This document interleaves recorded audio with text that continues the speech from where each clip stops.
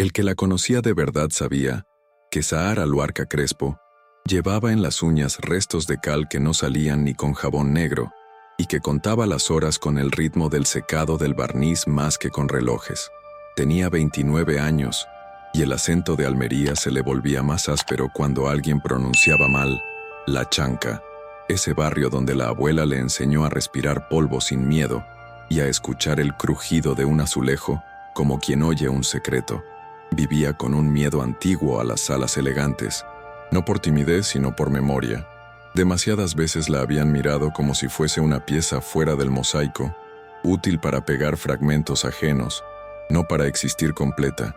Guardaba bajo la mesa del taller una carpeta con solicitudes para conservación en la Universidad de Granada, todas sin enviar, y en el móvil una alarma que cada noche recordaba el horario del medicamento raro del hermano menor.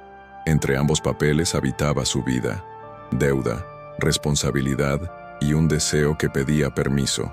No era heroína ni mártir, era una mujer práctica, con una voluntad de hierro templado en agua turbia y un pánico discreto a cualquier alfombra roja que le recordara que el brillo nunca había sido para los suyos. Aquella noche en Sevilla, la ciudad latía sobre el Guadalquivir como un tambor de fiesta ajena, y Sahara aceptó el turno de madrugada en la nave de restauración para escapar de un convite donde sabría oler perfumes caros y sonrisas de cuchillo.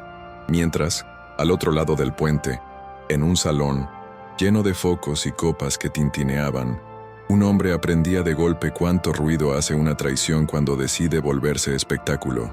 Pedro Ruán Ferrer Quintana, hijo de puertos, nieto de muelles, heredero de una holding que ya hablaba de hidrógeno verde en Cádiz y de terminales en el estrecho. Escuchó a su prometida y a su brazo derecho anunciar su renovación ante la prensa, palabra elegante para deponerlo. El micrófono brillaba como un anzuelo, los flashes como martillazos, y el rumor de la sala se convertía en marea viva contra su nombre. No dijo casi nada. Tuvo la pésima educación de no caer allí mismo. Se sostuvo como se sostiene un pórtico viejo, con grietas, sí, pero en pie, dejando que el polvo de siglos hablara por él mientras la humillación, cuidadosamente planificada, hacía su recorrido. Horas después, cuando la fiesta se había transformado en resaca en las calles y en titulares rápidos, Pedro cruzó la puerta de la nave donde Sahara trabajaba. No buscaba consuelo, buscaba silencio, y el silencio allí tenía olor a piedra húmeda, a resina y a lámparas de brazo corto. Entró sin presentaciones, con la torpeza de quien viene de un lugar donde todo se abre por él, y se encontró con una mujer que no levantó la vista hasta terminar de alinear un fragmento con su mellizo invisible. Sahara lo miró como se mira una grieta, para medir su profundidad, no para compadecerla. Él soltó un «necesito estar aquí un minuto», y el minuto se hizo más largo que una madrugada entera. Había algo que la irritaba en ese traje caro fuera de horario, ese modo de no saber dónde dejar las manos. Pero también había otra cosa, el peso de alguien que acababa de perder el control del relato sobre sí mismo. Ella le ofreció una silla coja, la misma que usaba el proveedor cuando llegaba tarde, y siguió trabajando sin regalarle preguntas. Lo que siguió no fue negociación cinematográfica, sino intercambio áspero entre dos necesidades. Pedro, con la voz rota por dentro, habló de un consejo, decisivo en Cádiz, de una maniobra que le prometía convertirlo en invitado en su propia casa, de un teatro de apariencias al que debía presentarse con una respuesta que no fuese grito ni silencio. Sahara escuchó con la paciencia con que los restauradores escuchan a los santos policromados, sin fe ciega, pero con respeto por la materia. Ella no vendía compañía, vendía criterio, y aún así entendió lo que él buscaba, no una novia de escaparate, sino un contrapeso humano que cambiaría la conversación en una mesa hostil. «Adelanto», dijo ella, como se pide un pago justo antes de tocar una pieza valiosa. «Adelanto para un examen experimental del hermano, con fecha, clínica y factura, y una cláusula no escrita, que nadie la tratara como aderezo, que su presencia tuviera razón más allá del vestido». Él asintió sin grandilocuencias, como quien acepta un precio necesario, y el acuerdo nació sin una sola copa alzada. A partir de ese pacto, el aire del taller cambió de densidad. Zahara colocó sobre la mesa 2 piezas, un panel marino con salitre adherido y un dossier con recortes sobre la fundación cultural que orbitaba a la empresa de Pedro. «No soy abogada ni contable», dijo, «pero sé leer grietas, y en los craquelados de informes, en las marcas de agua de contratos y donaciones cruzadas, empezó a señalar la mano de quien se había sentado demasiado cerca del poder, el brazo derecho que firmaba con la tinta de otro. Él la observaba trabajar con una mezcla de incredulidad y alivio, como si en cada línea subrayada se abriera una ventana. Para Zahara, el miedo a las salas elegantes no desaparecía, pero encontraba un motivo para enfrentarlo, no el glamour, sino la justicia pedestre de quien defiende el oficio y la familia. Cuando amaneció, ya había una estrategia menos vistosa que las del mundo de Pedro, pero más sólida. Presentarse en Cádiz no con brillo, sino con pruebas, no con rumores, sino con texturas legibles, como esas capas de pintura que revelan al original cuando se retira el falso barniz. Y Pedro por primera vez en horas respiró sin sentir que todo se caía. Antes de continuar, una pausa rápida. Si esta historia ya te hizo sentir algo, rabia, ternura, curiosidad, cuéntame en los comentarios qué gesto de Zahara te tocó más y por qué. Tu opinión ayuda a que más personas descubran relatos como este. Aprovecha para suscribirte y activar las notificaciones. Así no te perderás los próximos capítulos intensos y transformadores que estamos preparando. Quédate hasta el final porque lo que ocurre en la Junta de Cádiz cambia el destino de todos de una forma que no verás venir. ¿Listo para seguir y decirnos qué hubieras hecho tú en su lugar? Zahara salió del taller con los dedos aún manchados y una lista mental que no admitía romanticismos. Pedir a la clínica la carta de admisión del ensayo para su hermano. Preparar un expediente con copias impresas. Nada de confiar solo en correos. Y elegir una ropa que no gritara «invitada equivocada» en una china. Sala de corbatas. Le angustiaba el espejo. No por vanidad, sino por la memoria de otras miradas. Se probó una blusa cruda, sin adornos, y una falda que le permitiera caminar sin sentirse disfrazada. Llamó a la abuela para avisar que esa noche dormiría poco. La voz vieja respondió que las manos firmes nacen del cansancio bien usado. Pedro, por su parte, envió un mensaje breve: la hora de la junta, la dirección exacta, un coche discreto. No hubo promesas, solo coordenadas. Al colgar, él recorrió su apartamento con los focos apagados, midiéndose el pulso en las sienes como un operario que escucha un motor antes de encenderlo. Había perdido algo esencial: la comodidad de creer que todo lo que no veía estaba en su sitio. La mañana se abrió con una agresión silenciosa. Notificaciones repletas de titulares que mezclaban su caída con chismes de salón. Alguien había difundido una foto antigua de Zahara en un bar de barrio, sosteniendo una copa de cerveza sobre una mesa de plástico, y la etiqueta la presentaba como coleccionista de piezas no catalogadas.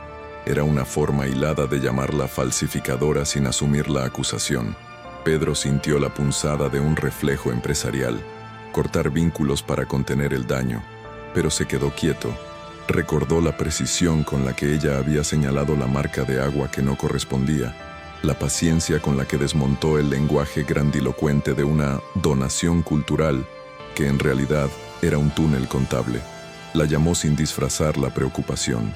Ella escuchó y dijo que llevaría consigo los registros de inventarios, las fotos de alta resolución y los contactos de un par de maestros ceramistas que podían atestar su trabajo. «No saldré a defenderme con gritos», avisó, «sino con pruebas».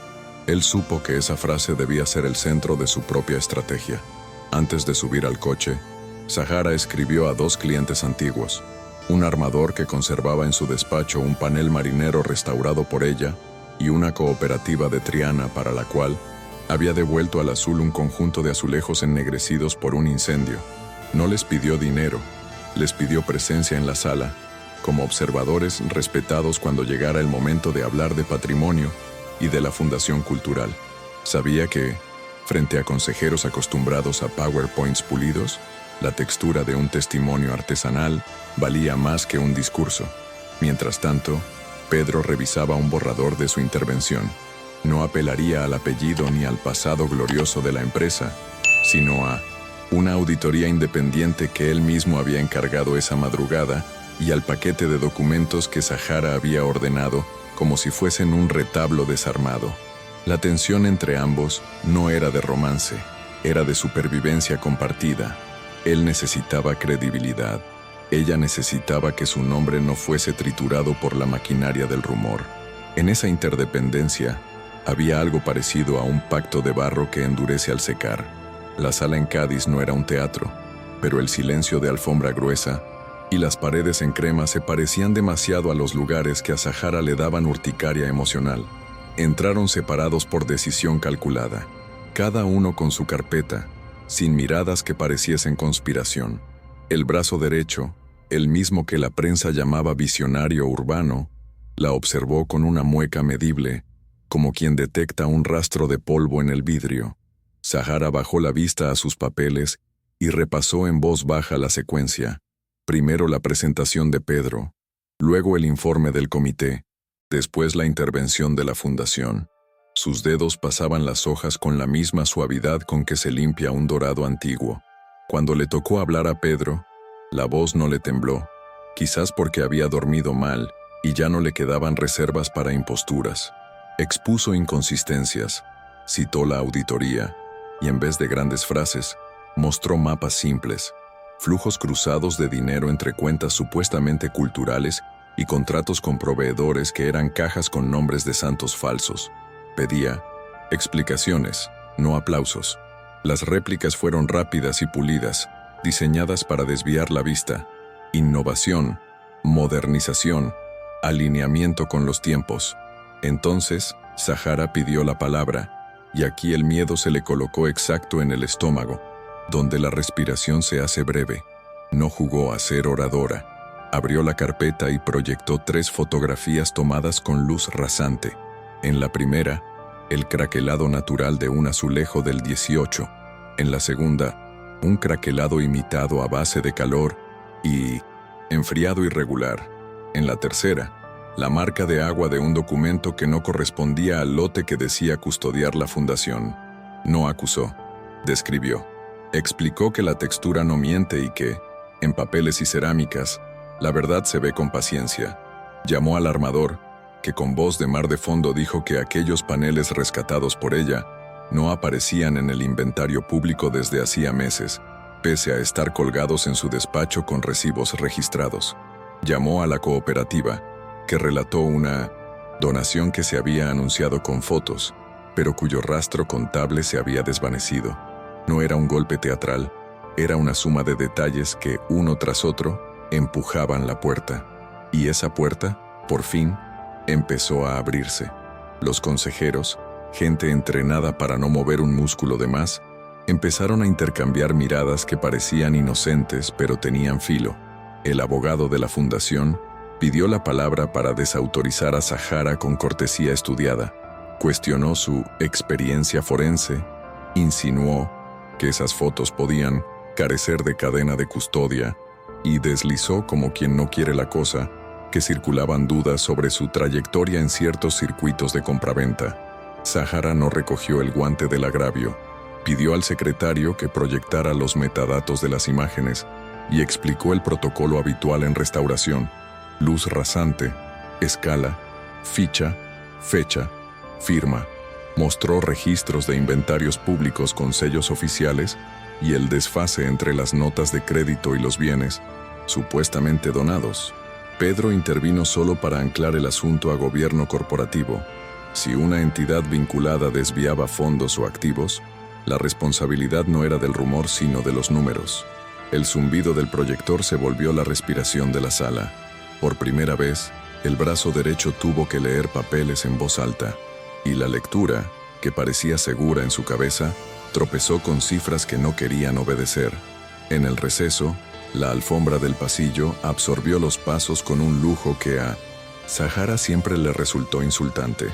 Tanto silencio mullido para después fingir que nada pasó. Buscó una ventana para tragar aire. Las manos le vibraban, no de miedo a perder, sino por la certeza de estar exponiendo una trama más grande que su nombre. Pensó en su hermano y en la abuela, en el olor a pan tostado de las mañanas en la chanca, y se ancló ahí. Pedro apareció a 2 metros, cuidadoso de no invadir. ¿Estás bien?, preguntó sin título ni poses. «Estoy temblando, pero estoy», respondió ella, y se permitió por primera vez beber el vaso de agua que él le ofrecía, apoyándolo en el alféizar por si prefería no rozarle los dedos. A lo lejos, 2 consejeros cuchicheaban junto a un cuadro anodino de paisajes. Pedro no prometió victoria. Dijo algo pequeño y útil, que, pasara lo que pasara, había pedido a un auditor externo proteger la documentación que Zahara había traído. Ella asintió con un gesto mínimo, como quien pone una cuña para que la puerta no vuelva a cerrarse. De vuelta en 1900, la sala, el brazo derecho, presentó un plan alternativo, respaldado por un inversor silencioso. Más capital, más glamour, menos preguntas. La propuesta olía a barniz fresco sobre madera húmeda. Zahara, sin levantar la voz, pidió ver el anexo de valoración de la Fundación Cultural y señaló 2 operaciones sobredimensionadas que justificaban una parte del aporte como si fueran ganancias. Si estos activos están en duda, no pueden inflar el precio, dijo, volviendo al símil que conocía. Una capa, mal aplicada no arregla, esconde. Entonces el armador y la cooperativa de Triana pidieron palabra. No trajeron promesas grandilocuentes, trajeron cartas de intención y un anticipo. Una inyección modesta pero inmediata, convertible en participación si la auditoría demostraba que se había mentido con el patrimonio cultural. Los pequeños se juntaban como piezas de un mosaico que nadie había calculado. Pedro no los usó como escudo. Dejó que hablaran solos, aceptando que su nombre ya no bastaba y que, sin pruebas limpias, ningún dinero grande debería entrar. La votación no fue unánime ni épica, fue trabajosa, con abstenciones por prudencia y algún voto en contra por orgullo herido. Pero el resultado sostuvo a Pedro en la silla, condicionando su continuidad a la auditoría independiente y a la suspensión preventiva de la fundación y de su responsable. El brazo derecho pidió licencia para no entorpecer, y su sonrisa final fue la de quien ya piensa en abogados. Afuera, sin embargo, otro teatro ardía.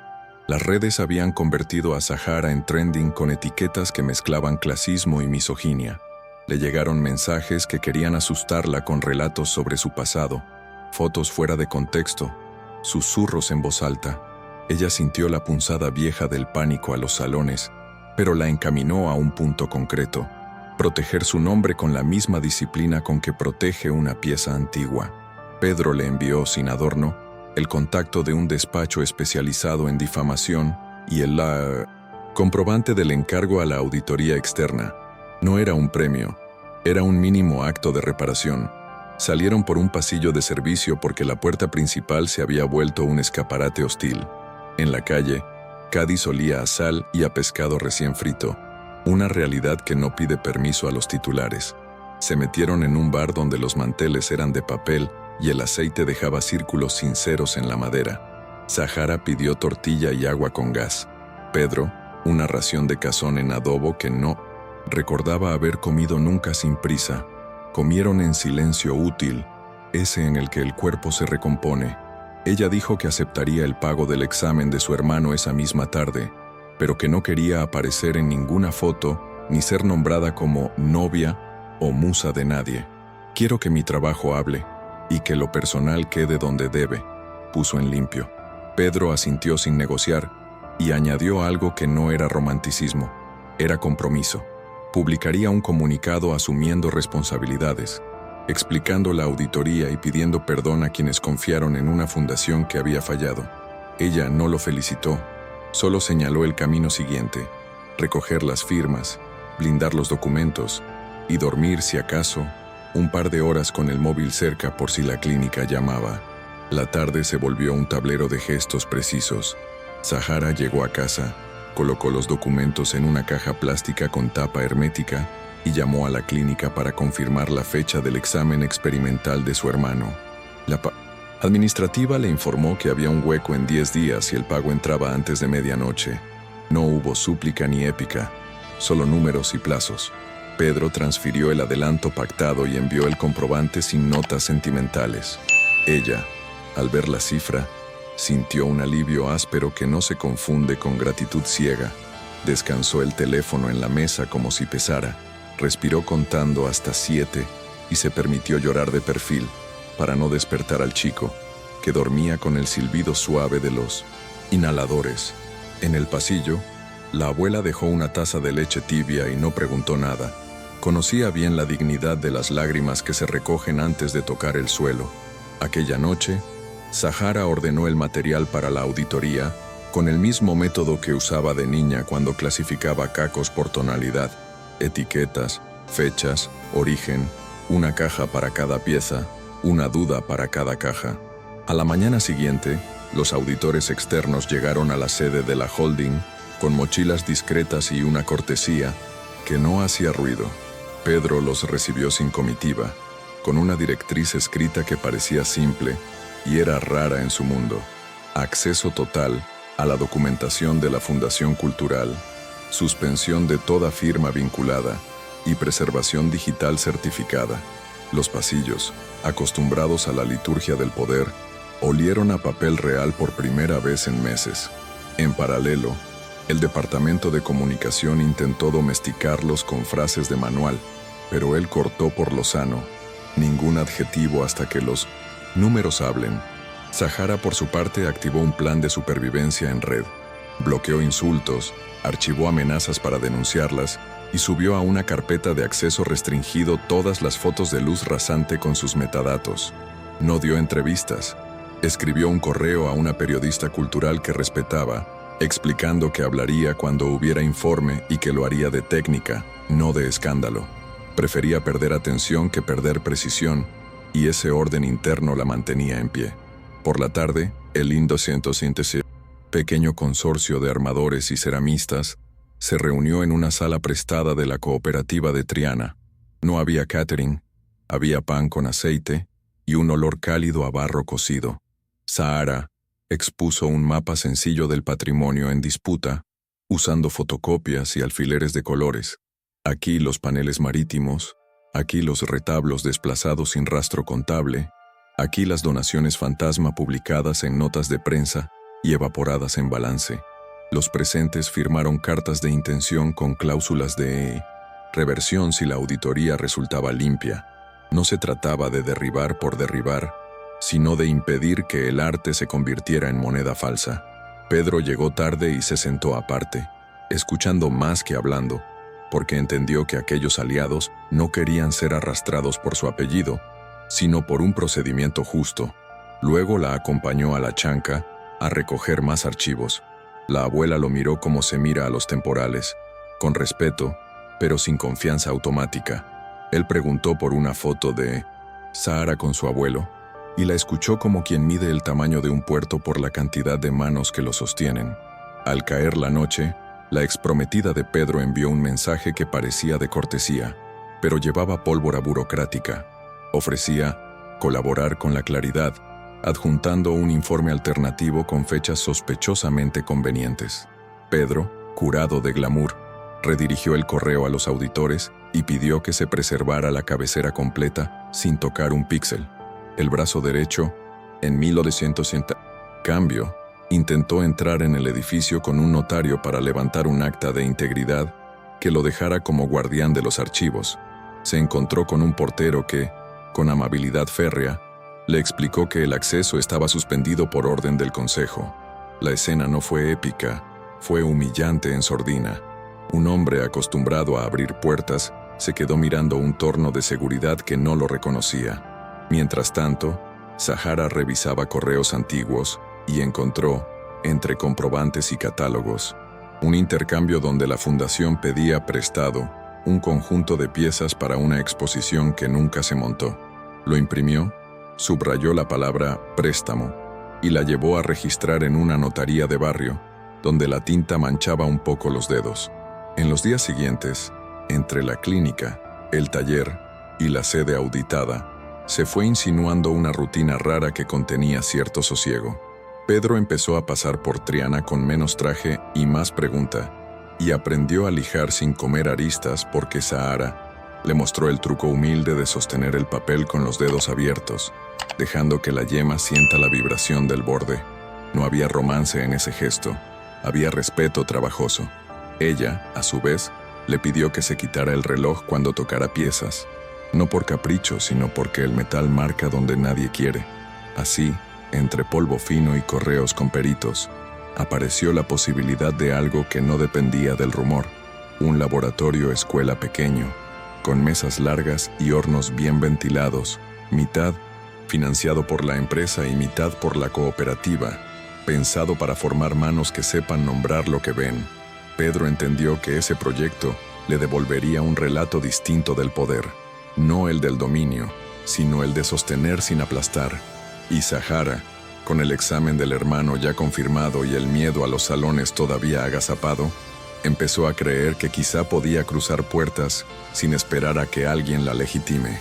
El informe preliminar de la auditoría cayó como una losa sin metáforas.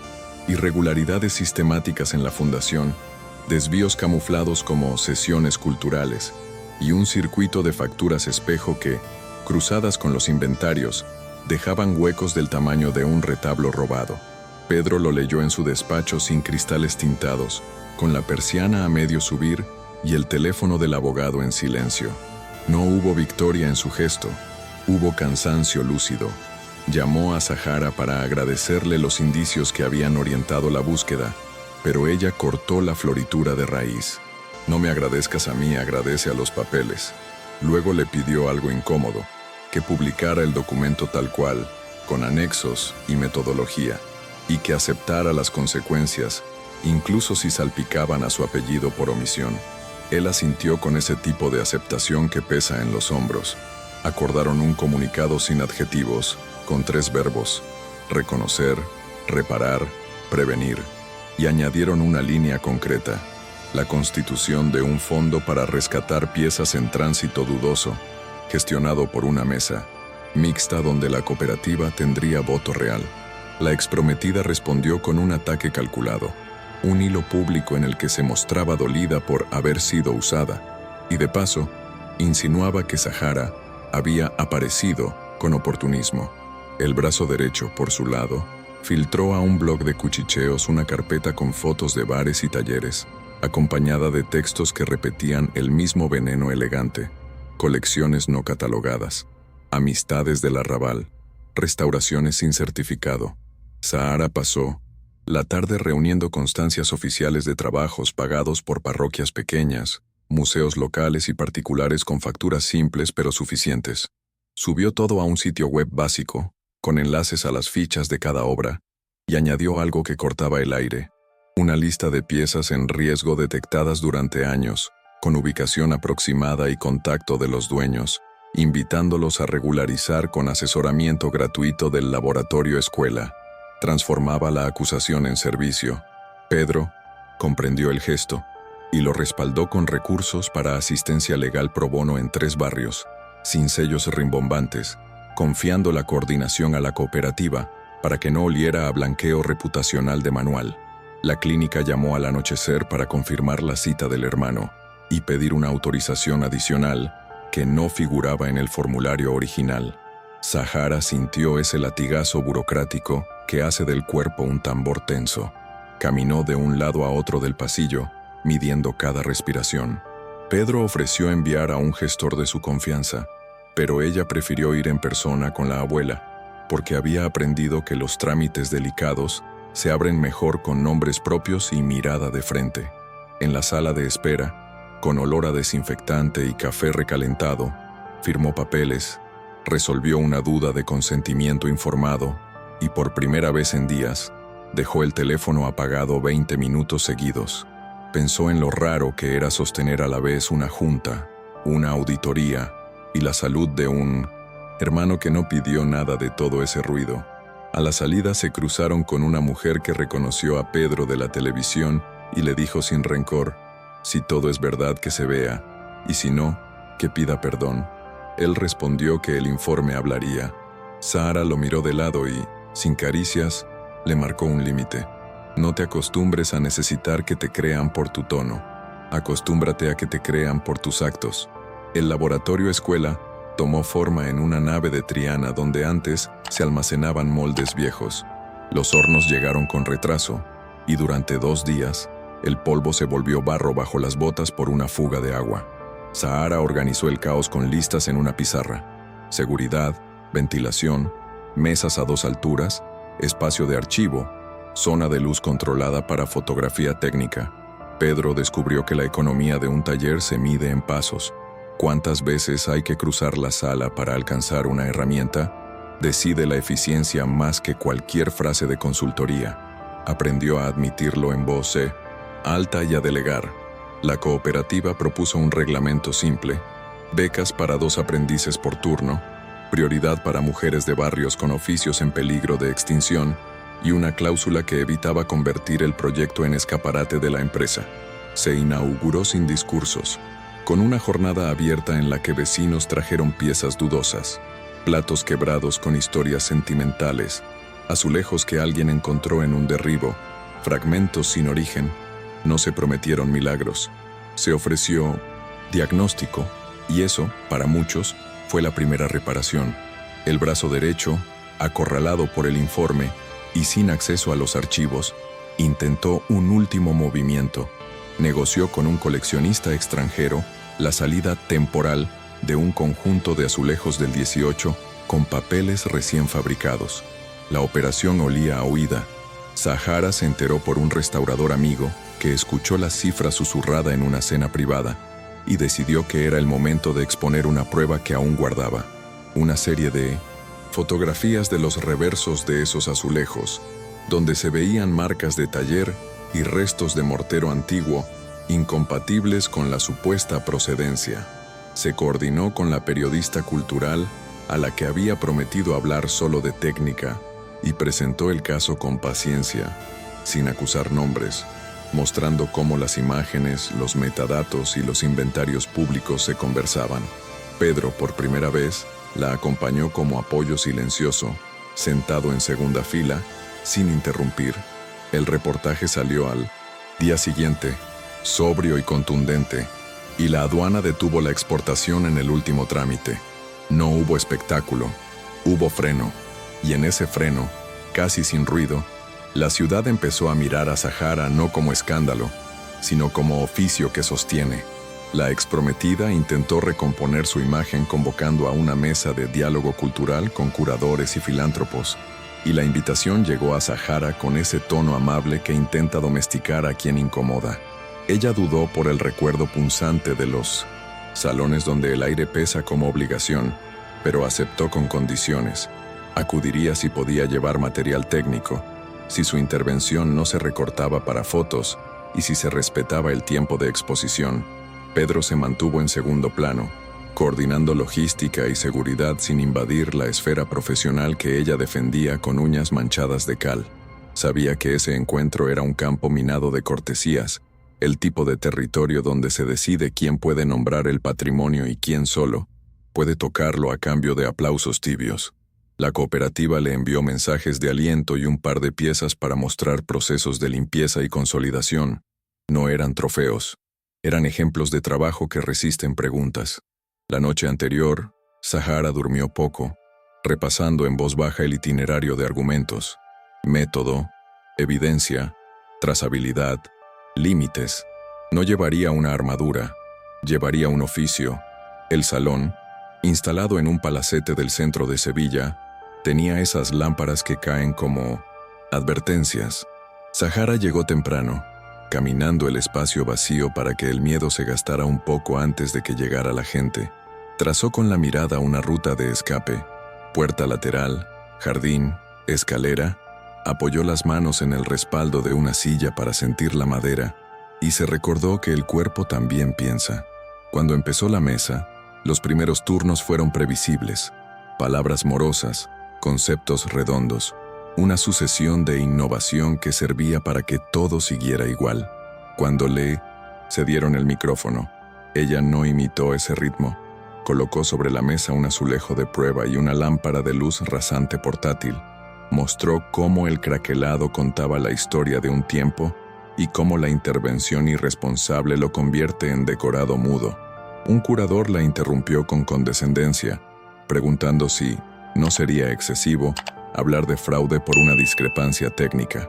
Zahara respondió con fechas, inventarios y un documento público impreso, sin molestar el tono, pero dejando sin refugio la objeción.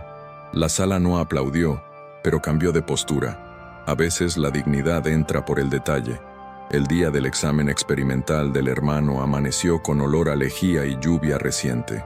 Zahara llegó temprano con la abuela, una bolsa con ropa de recambio y un cuaderno para apuntar preguntas, porque había aprendido que la ansiedad se desinfla cuando se vuelve lista. Pedro esperó abajo, en la cafetería, sin invadir la esfera familiar. Llevaba consigo una carpeta con papeles del Tuntin, laboratorio escuela por si necesitaba distraer la impaciencia trabajando. La prueba fue larga y silenciosa, interrumpida por zumbidos de máquinas y pasos lisos de enfermeras. En un momento, la administrativa salió a pedir una autorización extra y Zahara, con la voz un poco apretada, resolvió dudas de consentimiento que le parecían escritas en otro idioma. Al final, no hubo milagros ni tragedias. Hubo un veremos en unas semanas que, en ese contexto, supo a oxígeno. Ella bajó con los hombros blandos y encontró a Pedro de pie, no demasiado cerca, ofreciendo una botella de agua como se ofrece una herramienta, útil, sin adorno. «Gracias», dijo ella, y esa palabra, rara en su boca cuando hay deuda, nombró un gesto sin convertirlo en promesa. La ofensiva legal del antiguo brazo derecho llegó como era de esperar, una medida cautelar por difamación y daño reputacional contra Zahara y la periodista cultural, un intento de silenciar la publicación que frenó la exportación de los azulejos. La audiencia, en un juzgado luminoso y funcional, evitó el circo. Zahara declaró con el mismo método con que limpia una pieza, paso a paso, sin concesiones al dramatismo. Explicó metadatos, fuentes públicas, custodia de archivos y la diferencia entre juicio técnico y acusación personal. La periodista, a su vez, acreditó rigor editorial. El juez, con paciencia de quien ha visto demasiados adjetivos, negó la cautelar por falta de verosimilitud y por el interés público de proteger el patrimonio. No hubo victoria sonora, pero sí una línea clara en el papel. El oficio y la prueba prevalecían sobre el ruido. Pedro escuchó sin intervenir, consciente de que su apellido podía confundir más que ayudar, y entendió que el verdadero desplazamiento de poder sucedía allí, en esa mesa sin mármol, donde una restauradora de la Chanca sostenía su nombre sin pedir permiso a nadie. Aquella noche, de vuelta en la nave de Triana, el laboratorio escuela celebró un logro concreto: el primer panel restaurado, listo para colocarse en una sala del puerto, con la ficha técnica completa y las firmas de quienes habían participado. No hubo brindis con copas finas, hubo pan, tomate y una mesa manchada de cal. Zahara revisó el borde con los dedos, buscando esa vibración de pieza asentada que dice «ya está», y luego se apartó para que Pedro probara el gesto minúsculo de apoyar sin mover, de acompañar sin imponer peso. Él lo hizo con torpeza honesta y rió bajo, más aliviado que satisfecho. «No toda jaula es de hierro», dijo Zahara, sin mirar a nadie en particular, recordando que su miedo a los salones no desaparece, solo encuentra puertas laterales. Pedro no contestó con frase bonita. Preguntó a qué hora había que estar en el puerto y quién cargaba qué, como quien aprende que el amor, si llega, se parece más a un método que a un estallido. Afuera lloviznaba, y por primera vez en mucho tiempo la ciudad pareció ofrecer descanso en lugar de espectáculo. El panel instalado en la sala del puerto no tenía brillo de vitrina, tenía mar en la piel. La colocación reunió a estibadores, técnicos y 2 concejales que llegaron tarde, mirando el móvil más que la pieza. Zahara siguió el asentamiento con un nivel de burbuja y ese gesto concentrado que la vuelve impermeable a la cortesía de compromiso. Una mujer mayor del barrio tocó el borde con reverencia y dijo que su padre cargó cajas junto a ese dibujo cuando era joven. Para ella, aquello no era cultura, era trabajo que vuelve a casa. Un ejecutivo comentó por lo bajo que se podía haber encargado una réplica impecable por menos lío, y Zahara, sin levantar el tono, explicó que una réplica oculta las fracturas que cuentan por qué un puerto es un puerto. Pedro escuchó y no salió al rescate. Entendió que su papel era sostener la decisión política detrás del gesto técnico, no traducirla para que nadie se sintiera ofendido. La abuela, en una silla plegable, vigiló orgullosa y silenciosa, mientras el hermano, con paso más seguro que meses, atrás preguntó si podía aprender a fotografiar craquelados. Claro, dijo ella, apuntando horarios en el cuaderno como quien riega algo que por fin crece sin pedir perdón. El primer desayuno de donantes puso a prueba la cuerda floja entre transparencia y vanidad.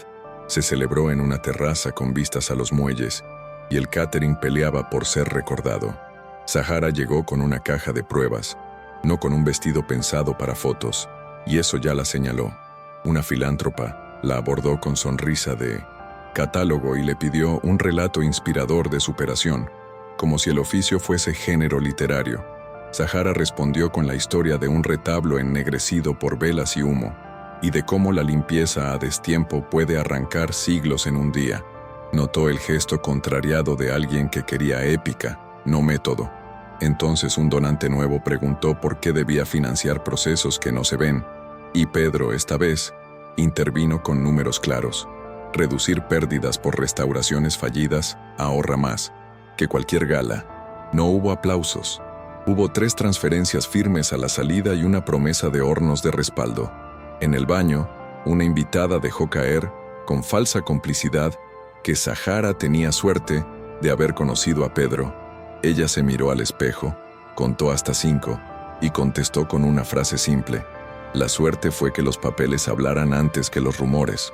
Salió con los hombros rectos. Prefería perder simpatías que ceder el lenguaje. 2 noches después, el laboratorio escuela amaneció con la cerradura forzada y un rastro de polvo removido en la zona de archivo.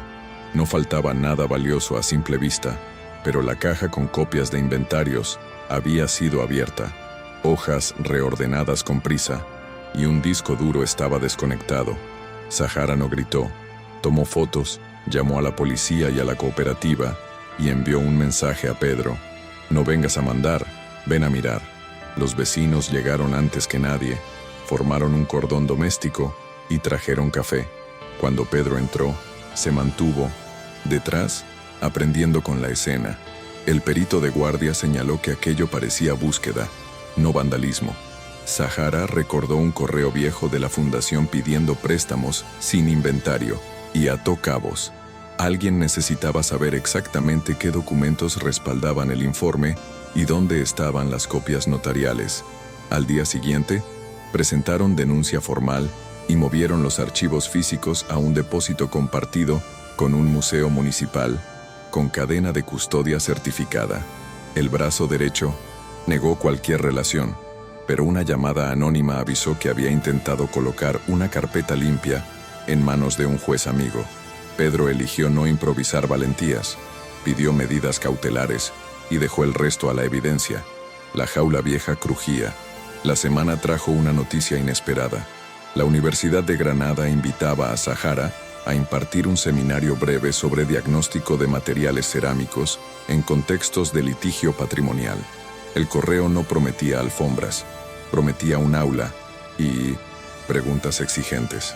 Ella dudó por el peso de sus propias supersticiones. Los salones universitarios no eran salones de gala, pero el miedo a no encajar se parece aunque cambie el mobiliario. La abuela la empujó con cariño brusco. Tu oficio no es traje, es herramienta, y la universidad también necesita herramientas. Pedro ofreció financiar becas de asistencia, y Zahara aceptó con condiciones: que las becas fueran ciegas a apellidos, gestionadas por la facultad, y que su nombre no encabezara, nada que oliera a publicidad. El hermano, con humor tímido, pidió permiso para acompañarla a fotografiar piezas en el laboratorio universitario. Ella sonrió con un cansancio feliz. Esa misma tarde negociaron el estatuto del laboratorio escuela. cláusula de independencia, auditoría anual pública y la posibilidad de que si algún día Pedro se apartaba, el proyecto siguiera en pie sin su dinero. Él firmó sin corregir comas, como quien entiende que la única propiedad duradera es la que puede sobrevivir a su dueño. La reunión definitiva del Consejo, destinada a cerrar el capítulo de la fundación y decidir responsabilidades, se convocó con papeles pesados. Los auditores llevarían anexos, la Fiscalía Mercantil ya pedía cooperación, y la prensa aguardaba afuera sin flashes estridentes, como si también hubiera aprendido algún pudor. Pedro llegó con una carpeta más delgada que otros días. Había resignado el gesto de acumular documentos como escudo, confiando en que bastaría con respaldar lo esencial. Zahara, invitada como perito externo, llevó copias certificadas y la notificación de la policía sobre la tentativa de intrusión en la nave. La sesión fue larga. Se leyeron correos con fechas que no calzaban, contratos en los que la misma mano firmaba por dos partes, y una línea de tiempo que demostraba cómo la fundación había servido de atajo opaco. Cuando tocó hablar de consecuencias, Pedro sorprendió incluso a aliados. Propuso recortar su propio bonus y destinarlo a un fondo de rescate patrimonial supervisado por un consejo mixto independiente. No fue gesto teatral, fue decisión que le quitaba armadura. El brazo derecho, pálido, pidió la palabra para ensayar un arrepentimiento técnico que sonó vacío. Nadie lo aplaudió. Afuera, el viento del estrecho empujaba las banderas, y por primera vez el edificio parecía más liviano que los nombres grabados en su entrada. Los días posteriores a la sesión del consejo tuvieron la textura áspera de las cosas que ya no caben bajo la alfombra. La fundación quedó intervenida. El responsable debió entregar pasaporte y teléfono, y un despacho judicial precintó un cuarto donde, durante años, se había trabajado con la puerta entreabierta y palabras suaves. No hubo esposas ni fotos de portada. Hubo citaciones largas y un goteo de correos requisados que por primera vez viajaban sin filtros a manos que no debían nada a nadie. Zahara, convertida en referencia incómoda, recibió correos de apoyo y zarpazos anónimos en la misma proporción. Aprendió a separar el grano, respondía a quien preguntaba con respeto, guardaba como prueba lo que quería herir. En el laboratorio escuela, la rutina se volvió salvavidas. Listas, hornos, luz rasante, fichas. Pedro apareció cada tarde con menos traje y más cuaderno, anotando procedimientos como un estudiante tardío. No hablaban del después, porque el después aún se estaba fabricando. Ella repetía una consigna sencilla a los aprendices: no aceleréis la solución. La prisa es un disolvente barato. Y en ese ritmo humilde se fue asentando algo parecido a una paz posible. El seminario en Granada le hizo sudar las manos desde la víspera. La facultad olía a pizarras y café viejo, y el eco de los pasillos le despierta el mismo pudor que antaño le provocaban los salones elegantes. La sensación de estar ocupando un lugar sin invitación formal. Llegó temprano, tocó el marco de la puerta con los nudillos, un ritual secreto para domar el temblor, y desplegó sobre la mesa un kit mínimo: lámpara, lupa, cartas de color, fotografías con metadatos. No llevó discurso, llevó método. Explicó cómo distinguir el craquelado por envejecimiento del provocado por calor, cómo un reverso cuenta más que una cara, y cómo una marca de agua puede desmontar una épica de catálogos. Un profesor la interrumpió con una objeción sobre sesgos de perito, y Zahara, sin ofensa, describió su cadena de custodia, reconoció límites y ofreció lecturas. Cuando terminó, 3 alumnas se acercaron con mínimos entre cuadernos abiertos y ojos brillantes. Una de ellas venía de un pueblo minero y dijo que por fin veía su oficio en un aula. Pedro no asistió. Esperó en un bar cercano, por decisión de ambos, para no contaminar la escena con su sombra. La abuela, desde el teléfono, preguntó si alguien había entendido que limpiar es también decidir cuándo no tocar. Zahara sonrió, cansada y orgullosa a la vez. La presión para capitalizar el prestigio del laboratorio llegó como llegan las tentaciones, con contratos limpios y promesas de visibilidad. Un conglomerado ofreció financiar 5 años a cambio de poner su nombre en la fachada y asesorar la narrativa pública. La cooperativa se reunió en la nave y el aire olía a yeso húmedo y obstinación. Zahara repasó en voz baja las renuncias que no le dolían y las que sí. Podían aceptar dinero, pero no un apellido que devolviera la desigualdad por la puerta principal. Pedro escuchó sin defensiva, consciente de que su propio mundo había crecido a base de bautizar cosas con marcas. Cuando el consejo de su empresa le sugirió no desaprovechar la oportunidad de reputación, él contestó con una frase que ponía el cuerpo: si el proyecto necesita mi nombre para respirar, no es proyecto, es escaparate. Hubo incomodidad y un par de llamadas frías. Aún así, mantuvo la posición, aunque le costara perder apoyos fáciles. La decisión final fue un sí con límites: financiación auditada, cero naming, veto a campañas que usaran imágenes de aprendices sin consentimiento firmado. Ganaron menos titulares, ganaron más aire, y ese aire para Zahara valía como una ventana abierta después de años de respirar barnices caducos. Una noche de trabajo lento, con la nave en silencio y el reloj olvidado en un cajón, se quedaron solos aplicando una consolidación en los bordes de un panel rescatado de un derribo. El fluorescente zumbaba con un ritmo que, a falta de música, ordenaba los movimientos. ¿Qué te da más miedo?, le preguntó Pedro sin teatralidad, cuidando de no rozar el pincel. Zahara pensó en las salas, en las miradas que encogen, en la posibilidad de que el examen del hermano no trajera el alivio esperado, y en otra cosa menos confesable: el vértigo de empezar a necesitar un lugar que no existía antes de todo esto. Perder el método, dijo por fin, porque sin método una se agarra a cualquiera que prometa atajos. Él asentó en silencio, reconociéndose en esa confesión. La confianza, una vez rota, se vuelve arma en manos hábiles, añadió ella, recordando la frase como quien palpa un borde. No se tomaron de la mano, se tomaron del procedimiento: limpiar, secar, documentar. Cuando terminaron, el panel tenía el mismo aspecto que al comienzo para ojos no entrenados, pero ellos sabían que respiraba mejor. No hubo beso, hubo una respiración compartida que no pedía disculpas. El silencio entre ellos habló más que 1000 promesas. La retaliación, cuando llegó, no fue grandilocuente.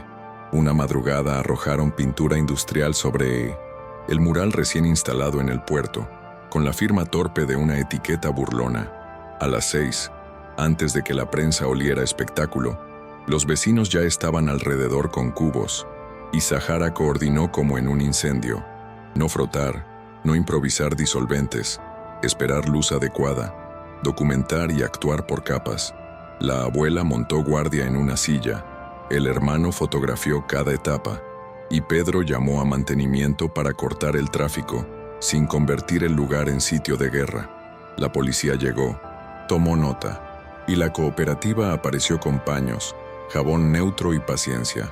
La limpieza duró horas y se hizo a la vista, sin vallas altas, como una clase pública sobre cómo responder sin rabia ciega. Al final, quedaron leves sombras que nadie quiso ocultar del todo, cicatrices que contaban lo ocurrido. Un concejal sugirió retirar el panel por seguridad, y Zahara contestó que la seguridad no es esconder, es cuidar. El barrio aplaudió con manos cansadas. Pedro entendió, mirando esas manos, que el poder que merece la pena es el que sostiene lo común sin pedir fotografía. Quedaba mucho por resolver, pero ese día, al menos, la ciudad eligió quedarse. El informe definitivo de la auditoría se publicó una mañana de viento que hacía silbar las ventanas de la nave, y no dejaba espacio para retóricas. Nombres, fechas, transferencias, contratos con doble firma, un mapa impecable del desvío y de la coartada cultural que lo había sostenido. La Fiscalía Mercantil abrió diligencias. La autoridad portuaria anunció revisión de concesiones, y 2 patronos renunciaron antes de mediodía. Pedro leyó las conclusiones en voz baja sentado en una mesa del laboratorio, con el delantal todavía puesto de la limpieza de prueba que estaban haciendo, y pidió a comunicación que colgara el PDF íntegro sin extractos. Zahara, a su lado, Verificó por última vez que las fotos anexas conservaran los metadatos visibles. Esa obsesión por las huellas se había vuelto una forma de respiración compartida.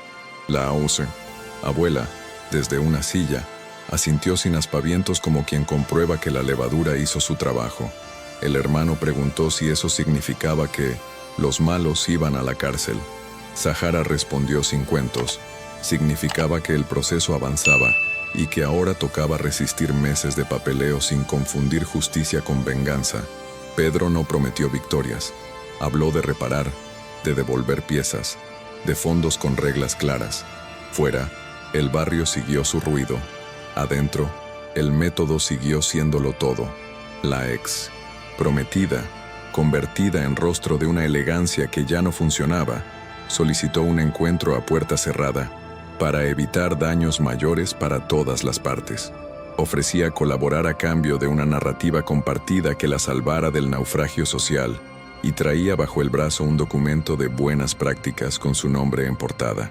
Pedro eligió no asistir y delegó en el comité independiente. Aprendía a soltar el impulso de resolverlo todo personalmente.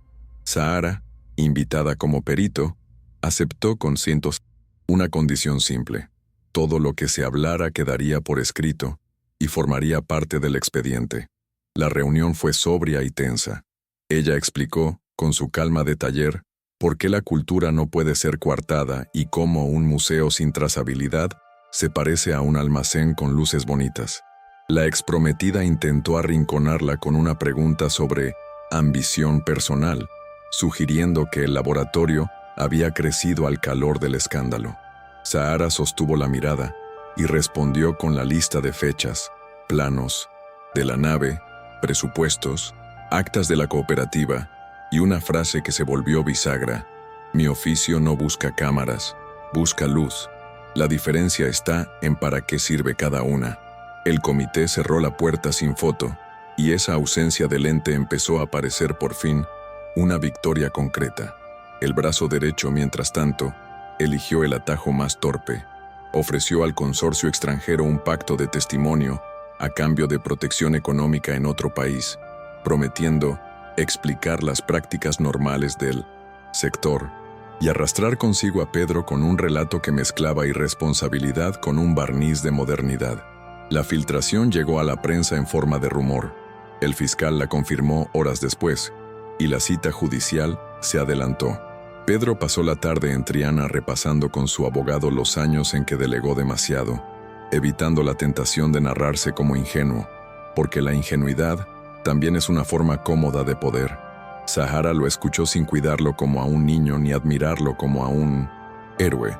Le pidió que, en su declaración, usara la misma disciplina con que elija un borde: reconocer fallos, nombrar medidas, proponer reparación y callar lo que aún no esté probado. Esa noche, en el laboratorio, redactaron juntos un protocolo de devolución de piezas con criterios de prioridad. Lo que tuviera origen dudoso y uso público iría primero. La cooperativa añadió una cláusula para acompañar a las familias que habían comprado sin saber, protegiéndolas del estigma. No salvaría titulares, pero salvaría dignidades. Y eso, para Sahara, pesaba más que cualquier trino. Al día siguiente, la ciudad pareció girar una muesca. La prensa cultural, habitualmente rendida al brillo, publicó un editorial austero apoyando el modelo del laboratorio escuela como ejemplo de cómo el sector privado puede sostener sin apropiarse. No elogiaban a Pedro por su apellido, lo señalaban por su renuncia parcial y su voluntad de rendir cuentas. Tampoco mitificaban a Sahara, la respetaban por su método. Llegaron mensajes de otros puertos y talleres, pidiendo asesoría para casos similares, y eso obligó a tomar decisiones de estructura, ampliar horarios, formar a más peritos, fijar tarifas sociales y un fondo rotatorio que evitara quedar presos del dinero de nadie. Pedro propuso cubrir la ampliación y se encontró con un límite claro. La cooperativa aceptaría si el control seguía siendo mixto y si existía una puerta de salida que blindara el proyecto ante su eventual marcha. Él firmó sin fruncir el ceño, con esa mezcla de pudor y alivio de quien entiende por fin que la autoridad no se demuestra ocupando espacio, sino dejando espacio. Sahara, agotada, apoyó la frente en el vidrio del despacho 2 minutos y se permitió pensar, por primera vez sin culpa, que tal vez la universidad no estaba ya tan lejos, no como trofeo, sino como aula que la esperaba desde siempre. Ese fin de semana, antes de una visita guiada, apareció en la nave una comitiva improbable, vecinas del puerto, un grupo de 1900 aprendices, 2 profesores de Granada, una periodista y un representante de la autoridad portuaria. No venían por foto, venían por trabajo. Querían ver cómo se documentaba un panel intervenido tras el ataque con pintura y cómo quedaban registradas las cicatrices como parte de la historia material. Sahara dispuso la luz, explicó la ficha, repartió lupas y dejó que los dedos aprendieran a mirar. El representante del puerto planteó, con prudencia, si era conveniente mantener visibles las sombras y no restaurar hasta dejar perfecto. Sahara respondió con un ejemplo sencillo. En el borde de un azulejo, una línea de limpieza demasiado agresiva había borrado la huella del mortero antiguo. Borrar esa huella quizá gustaba a la vista, pero desorientaba la memoria. Pedro, a un lado, tomó nota de cada pregunta. Aprendía a traducir lo técnico en decisiones políticas sin traicionar el sentido. Al final, la abuela pidió la palabra y dijo algo pequeño que dejó a todos de pie.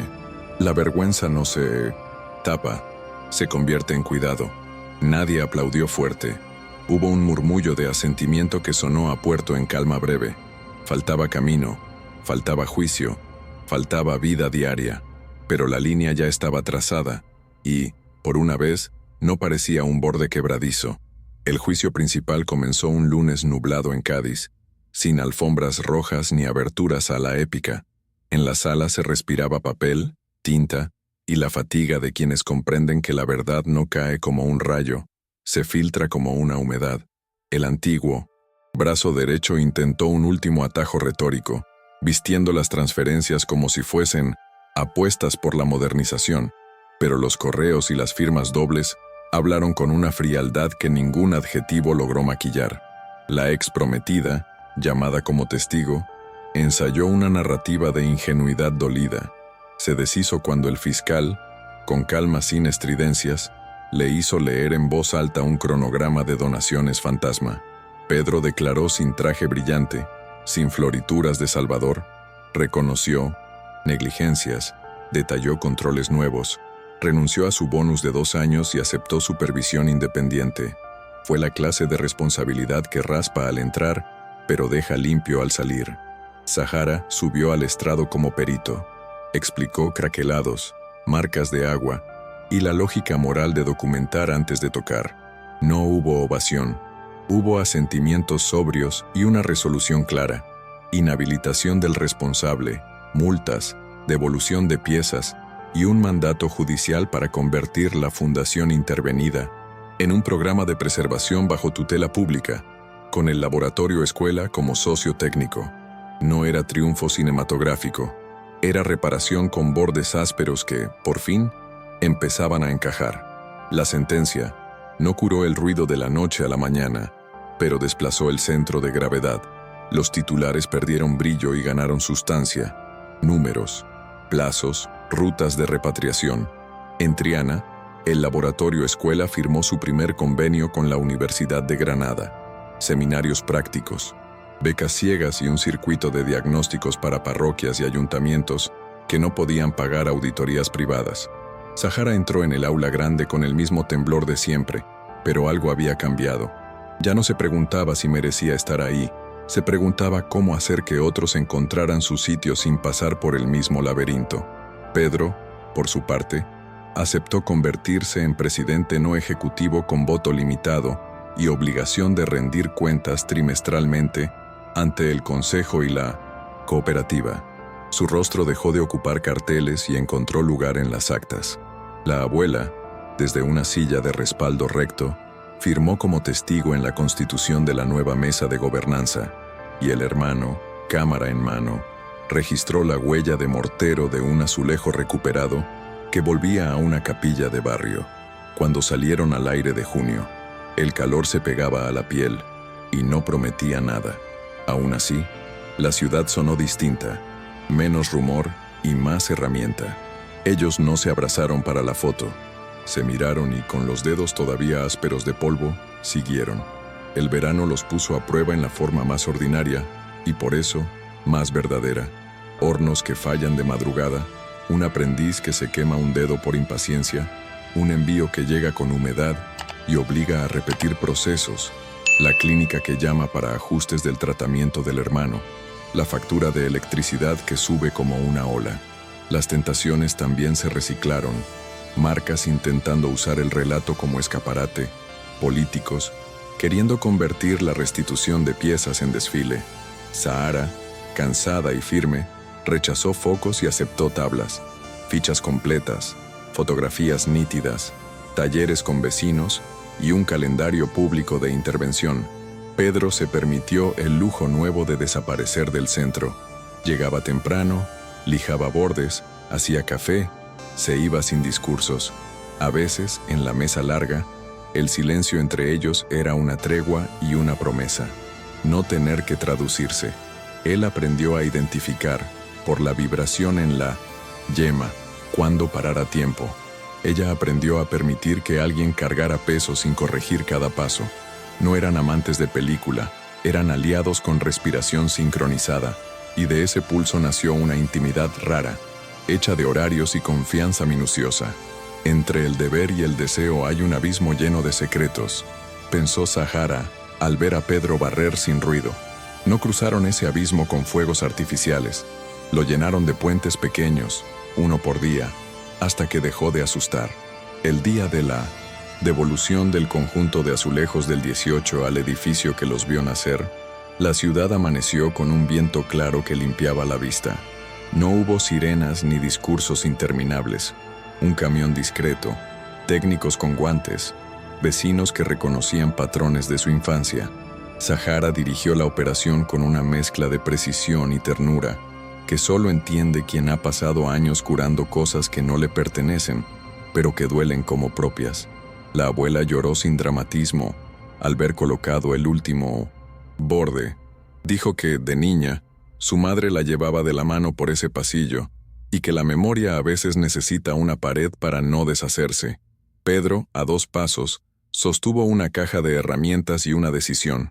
La empresa firmaría un compromiso público para dedicar un porcentaje fijo de beneficios a la restauración y documentación de patrimonio con gobierno mixto, renunciando por contrato a rebautizar con su marca lo que no creó. El concejal quiso convertir el momento en pancarta, pero el barrio, con un murmullo de muelle en faena, impuso la medida justa. Foto rápida, fichas colgadas, puerta abierta. Cuando el sol se inclinó, las grietas del conjunto devolvieron un brillo mate, como si agradecieran que nadie pretendiera borrarlas. No toda jaula es de hierro. Algunas son relatos que dejan de encerrarte cuando el lenguaje cambia. Al caer la tarde, ya sin prensa, Pedro y Sahara caminaron hasta el río con las manos vacías por primera vez en semanas. La piel les olía a resina y jabón neutro, y el cansancio les pesaba en los hombros como una manta buena. Hicieron un inventario silencioso de heridas recientes, insultos que ya no dolían igual, correos guardados como pruebas, risas extraviadas que habían vuelto a su sitio, un miedo a los salones que había aprendido a usar puertas laterales. Sahara habló del curso en Granada al que por fin se había matriculado, no como fuga, sino como continuidad. Pedro habló de su futura salida gradual de la empresa, no por derrota, sino por una fidelidad nueva a lo que había aprendido con el polvo en las manos. Se sentaron en un banco sin mirar el reloj. No prometas lo que el método no pueda sostener, dijo ella, no como advertencia, sino como cuidado. No quiero prometerte nada, contestó él. Quiero estar a la altura del trabajo. Se quedaron así, con la ciudad bajando el volumen, sabiendo que el escándalo se convertiría, tarde o temprano, en pie de página, pero que el taller, la cooperativa, la universidad y la devolución de piezas seguirían marcando su tiempo. Lo que pasó los había cambiado a todos, y esa marca, como un craquelado honesto, ya formaba parte del dibujo. Epílogo. Años después, nadie recordaría cada titular, pero sí el olor del taller y la primera vez que el barrio vio su panel volver a respirar. El laboratorio escuela sobrevivió al entusiasmo inicial porque había reglas y porque la cooperativa no soltó la cuerda. Pedro dejó la presidencia ejecutiva y encontró un sitio modesto pero fértil como patrono, vigilado, entregando informes que ya no necesitaban su firma para ser creíbles. Zahara terminó sus estudios mientras seguía dirigiendo turnos, y su pánico a los salones se volvió útil. Ahora lo reconocía como un aviso, no como una condena. La ex prometida reconstruyó su vida lejos de los focos. La empresa aprendió a desconfiar de sus propios aplausos, y el brazo derecho, condenado, se convirtió en advertencia antes que en chisme. No hubo un felices para siempre, hubo un siguen trabajando, que es para ciertas almas la forma más alta de amor.